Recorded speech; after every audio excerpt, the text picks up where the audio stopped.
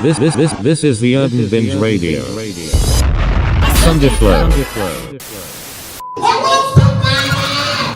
Anyway, again, thank you everybody for tuning in to the show. So we have a few hot topics that we're going to talk about on this show today. One of the hot topics being Derek Chauvin. So you guys know Derek Chauvin. Derek Chauvin is the police officer that held his neck on George Floyd's neck, killing George Floyd, taking the breath out of him, and like just completely ending this man's life while laying here. And of course, he was found guilty, I believe, of all of his charges or some of his charges, if not all. And he's now trying to appeal the case, overturn the case. I don't understand. I don't know what got in him while he was in prison. Maybe he's so scared that he like, listen, I thought I could do it and admit what I did wrong. Now I want to recant. Like, I didn't do this. I need some reconsideration. You know, like, this is getting hard for me. Of course it's getting hard for you. It ain't supposed to be easy. The same place you done put all these people in, now you are sitting here. And that's so unfortunate that you put so many people in jail. You put so many people behind bars, even going as far as to taking this man's life because you could not control yourself. It's just ultimately ridiculous. And now you think you can overturn and appeal your case because prison life is harder than you anticipated. That's what I think. But I could be wrong. I could be absolutely wrong. Let me know in the comments what y'all think about this situation. Derek Chauvin wants to overturn his case, appeal the case, and the only way to do that is for them to find evidence that he did not do what they are claiming he did. Did he do it? Did he not do it? He has some evidence apparently, or his attorneys do apparently, because they can't file a frivolous appeal, a frivolous case, a frivolous petition.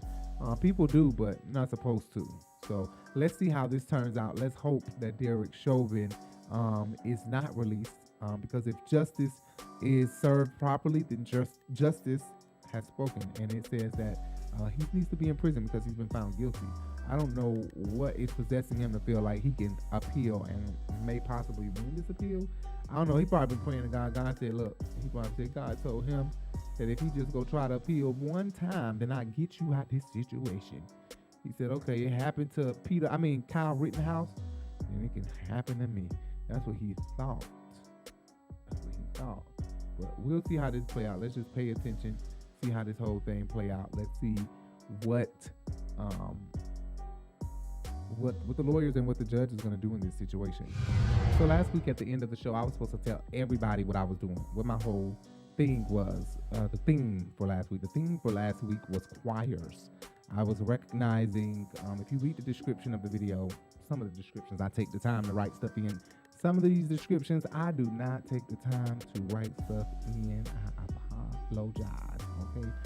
But some of them I do. Like the last Sunday Flow episode, I wrote in the description. I typed in the description what the show was dedicated to, and it was dedicated to all the choirs and choir directors. And, I was like, you know what? I found a Bible scripture about the choirs and the choir directors, and I easily could have put that for the inspirational vitamin. But this is not just me. This is like many people that make these decisions and put in a vote, and the vote is ultimately decided by me because if I don't like the decision, then I don't like the decision anyway. Let's move on. But this time, I don't really have a particular dedication that I'm doing. You know what I'm saying? I'm not doing any particular dedication to anybody. This video is just good old gospel singing video. Okay?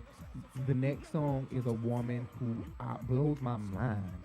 The way she sings, of course, we first heard her on Kirk Franklin and the Family. And then she ended up being in Tyler Perry Plays.